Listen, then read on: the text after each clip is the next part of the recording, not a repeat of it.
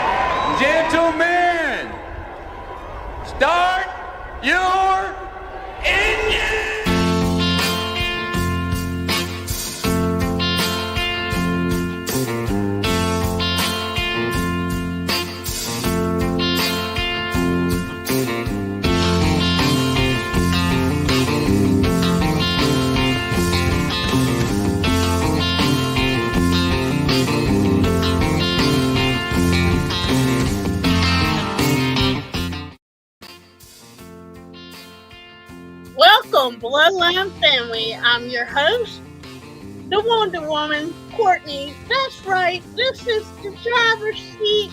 Welcome everyone in. I see my murder. I see Fluid in the building. I see Geestra. What is up, y'all? Have your day been? I hope you've been doing well. Are you ready to get into what I have to say about NASCAR this week? Because I've got a lot.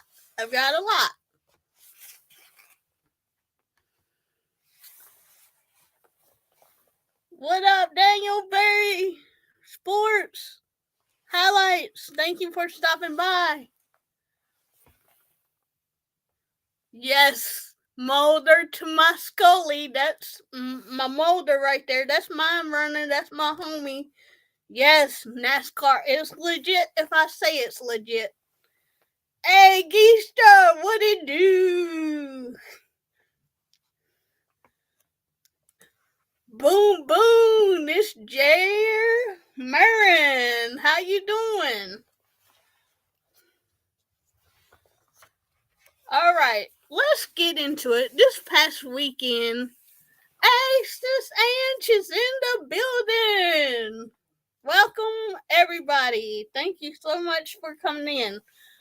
This weekend, we had the race, the NASCAR race at the Circuits of America, aka COTA. My first topic is, was COTA a good race? Well, honestly, I gotta be honest. I watched Sunday's race. And it put me to sleep, so I took a little nap in between the stages. I'm going to tell you why I think we need to eliminate the stages at road course races. 3.5 hours long was the race. Here are some of the reasons I think we need to change the road course races to no stages at all. They should not have road course races, stages, because the length of the race. We saw Sunday that a NASCAR driver did go down, but he was eventually sent to the care center after the race and was A-okay. So we're glad that Corey LaJoie is okay with that. During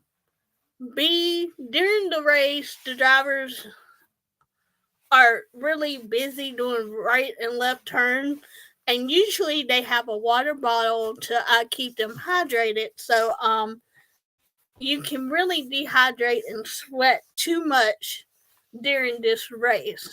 It's a lot of concentration. It's so much action. But NASCAR also, and y'all know I love NASCAR.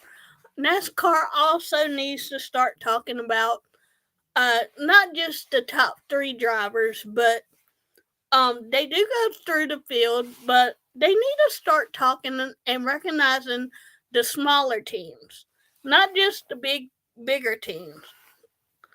because I believe that everybody's race matters to me. It does. It does. So the teams are like Joe Gibbs Racing, Penske Racing. Well, how about some recognition for Trackhouse Racing? Brad Keselowski's RFK Racing. Okay? Those are just the small teams that I know that are out there. I know there are others like Beard Motorsports is out there. Independent team.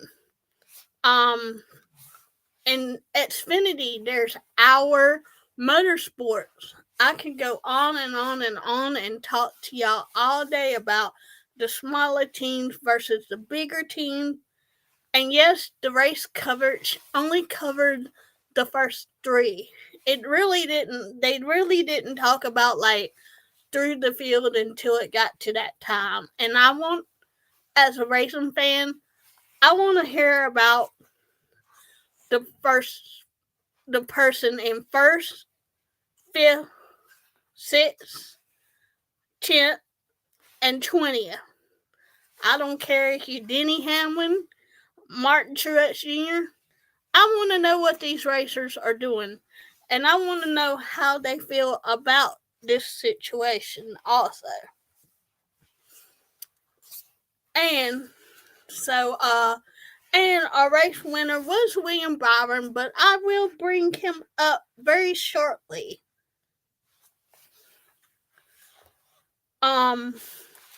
It was a long 3.5 hour race. It was okay. Also, NASCAR needs to call the cautions in the curbing. They only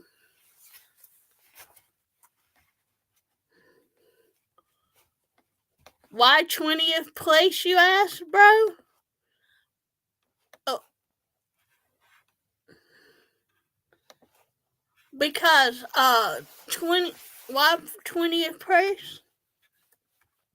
Why 20th place, y'all ask?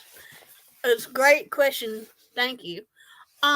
It's because whether or not that driver is a solo driver or has a big team, I want to hear about how they're doing. I don't care if it's like, it could be Jeff Gordon for all I care, who we will be talking about a little bit later in the show. But yeah, there's so many good drivers out there that I did not hear them recognize, like SVG, which is Shane Van Gergensberg. He drives for Trackhouse Racing, and he is from New Zealand. And I was really interested in his story from Saturday. Saturday he finished second, but technically NASCAR penalized him for going over the blue line, and so I just wanted to see why they did that. Hey, but yeah, there was some penalties that I didn't care for, or like AJ and SVG. He, instead of finished second on Saturday, he finished 28th because of the 30-second penalty. And another driver that did so good that I don't talk enough about, and I just love what he's out here doing in the independent. He's an independent racer. AJ Allmendinger led a bunch of laps this past weekend in both races.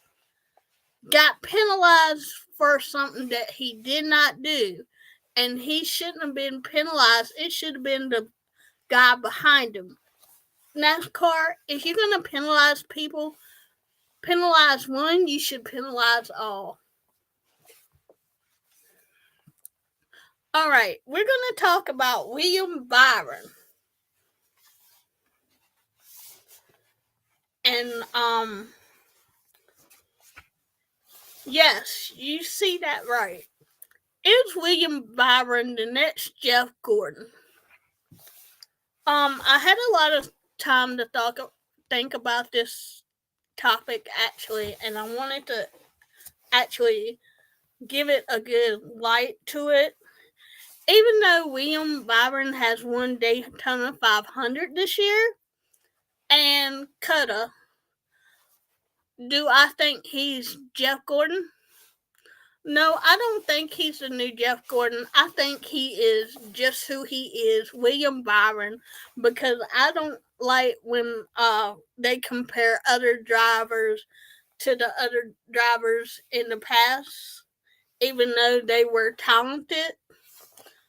Um, I just don't think that's really right for them to do because comparison is actually the stealer of joy. So, here are some stats I looked up and I found very interesting in Jeff Gordon's career versus William Byron's career. Jeff Gordon in the Cup Series has raced 805 races before he retired for 25 years. He has 93 wins, top 10 are 477, and he has 81 poles. Now, in the Xfinity Series, he has run 73 races over the last 5 years of his career and has 5 wins and 32 top 10s and 12 poles. William Byron only has been racing for 7 years now in the Cup Series. He has ran 222 races. He has 12 wins, and that's including the 2 past wins from the season. 86 top 10, 13 poles, and in the Xfinity Series, he had raced 38 races for over 4 years. He has 4 wins, 24 top 10s, and 3 poles.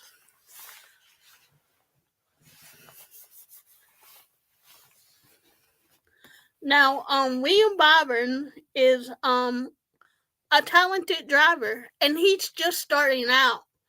Yes, is he driving Jeff Gordon's old car, this iconic 24?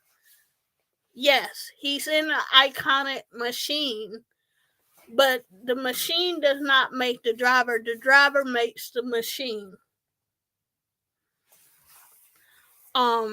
So I would like people like William Byron, if you're watching this, if you ever want to sit down with me, I would love to have you on my show.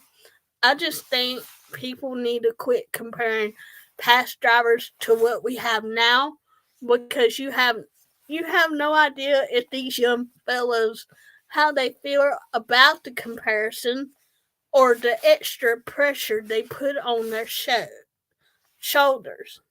It's especially like I would love to sit down with William and ask him like, how do you feel about being in the number 24 iconic Jeff Gordon car? Do you put any extra pressure on yourself? I would love to know that. I know y'all would love to know that because that car, if you know Jeff Gordon's car, that won him series championships, top 10, and yes, grandfather clocks at Martinsville Speedway, who's not this weekend but next weekend. So I would love to just pick his brain about that. And if I could pick Jeff Gordon's brain, I would love to pick his brain and see how being in the old stock car compares to being in the new car because I know he's the vice chairman of Hendrick Motorsport. So maybe one day I'll get that sit down, and I hope so, because I would love to pick both their brains about the situation. And when Jeff Gordon was racing, we had DuPont as his main sponsor. Now we don't have DuPont in the sport anymore. I know William Byron is a graduate of Liberty University too. So I just wanted to put that out there. Give him his absolute flowers, because he does deserve his racing flowers, because I know we say we give wrestlers flowers. Well, I like to give and highlight some racers that I know and I enjoy watching on the track. Okay. Now we are going to switch gears, and we are going to talk a little bit about this past weekend's Formula One racing, everybody. Who wants to hear about the top three? The top three at Formula One this past weekend. Yes, they were in Australia. And Max Verstappen was retired early. So that gave us our winner, Carlos Sainz, and I apologize if I'm not saying your Aussie, oi. There you go. So the Grand Prix was in Australia this past weekend, and we got a new winner in F1. A young up-and-coming Spaniard. His name is Carlos Sainz, and he drives for Ferrari. And Ferrari beat out another Ferrari, which has Charles Leclerc racing a Ferrari too, and he is from France. And then the third person, the top three, to round out the top three was Lando Norris, who drives a McLaren. Yes, a McLaren, and he is from the United Kingdom. Now, my personal favorite F1 driver is, I have two. That's Alonso, who drives a Ferrari right now, and Lewis Hamilton. Lewis Hamilton, after this year, will no longer be in a Mercedes, if you will. He will be switching teams to Ferrari next year in 2025. Unfortunately, his owner wouldn't stick up for his boys, so Lewis is cutting ways with his race team after this season. So I wish all the Formula One drivers a great season. I'm so hyped to see what everybody can do and see if we will have more different drivers this season than we did last season, because as you know, Max Verstappen won the championship last season.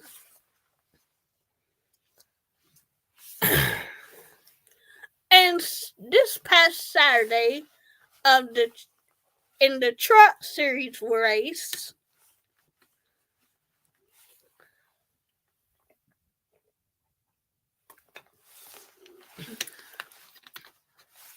we had an incident where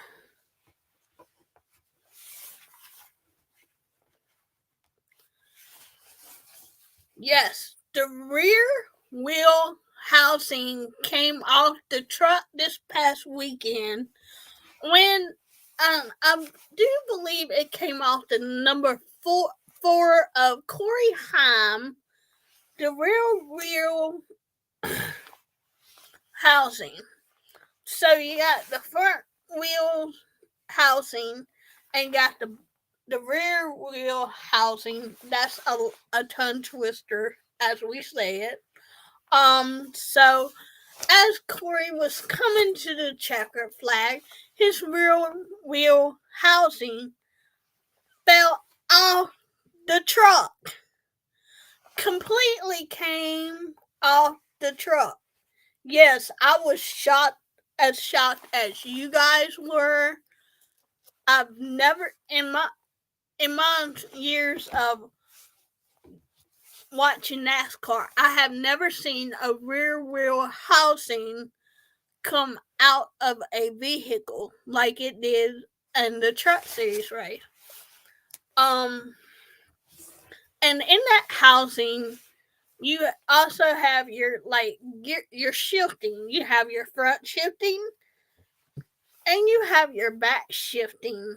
Okay, you have maybe your different gears that go, and unfortunately, it cost them the race, I do believe, but that was a scary moment because all I saw was a truck right here, okay, missing the whole wheel compartment, and the wheels are traveling down the track, which we hardly see that anymore because we're used to seeing single tires go down the pit road, obviously, because people the rear tire carrier or the front tire carrier lost the wheel.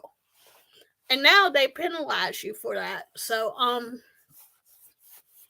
I just think it was a shocking moment for us in NASCAR to see that at Chevrolet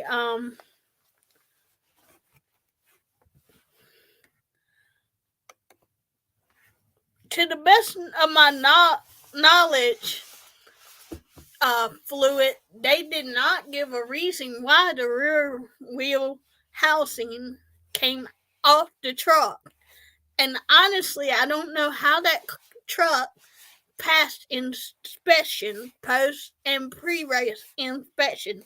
I just don't know.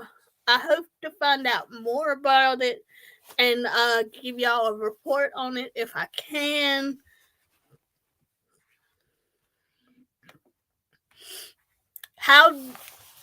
Great question, Geekstra.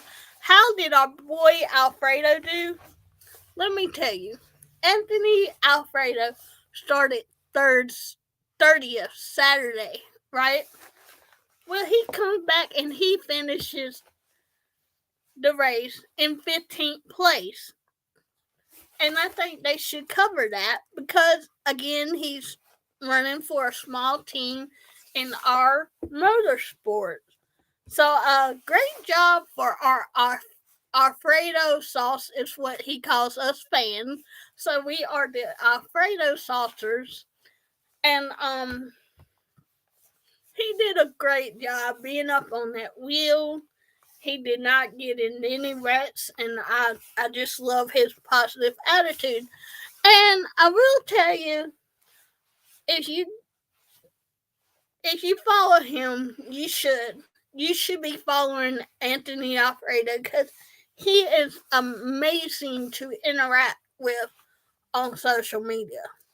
A lot of these guys sometimes don't have time to spend time with their fans and stuff, so they're really fan friendly, active on social media. So yeah, it's great to see somebody start 30th and come all the way up to 15th. Great job, by the way, Anthony. Yes, I'm always talking about Anthony Alfredo this, Anthony Alfredo that. I'm also talking about Trackhouse racing. Trackhouse racing this, Trackhouse racing that. It's because I've grown to enjoy their racers and just the different drivers that race for small teams. Yes, I do have a mainstream driver that I root for all the time, but I really love the smaller teams and giving them their praise because I think that's something that NASCAR has not done or done it well, I shall say. And I hope maybe NASCAR is watching me and saying, Courtney's got some good points here. And with that, I want to thank everybody for NASCAR was talking about removing the COTA race next year. Yes, they were. Um, they have only been racing that track for like I want to say this was the third time we've had Dakotas on our schedule. Sorry, tongue tied. But we'll see. They also have talked about getting rid of short track races, and that would eliminate my home track, which is Martinsville, Virginia, or Martinsville. And they've been saying that for years, but it hadn't because a lot of people in NASCAR, yeah, you got your grand stages like Daytona and Talladega, but to me, there's nothing like a small track and small town racing, because we're really itty bitty town, and so it's been an interesting race season so far. And with that, I want to thank y'all, each and every one of y'all, for tuning in. Mr. Botwitz, can you hit my music, please, sir?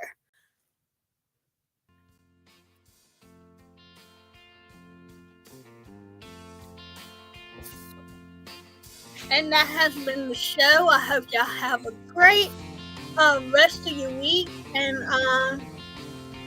go watch some NASCAR, because I know I'm going to watch some NASCAR. And next week I will be talking about Richmond, but I will also be getting y'all ready for Martinsville. Thank you for joining me. See y'all.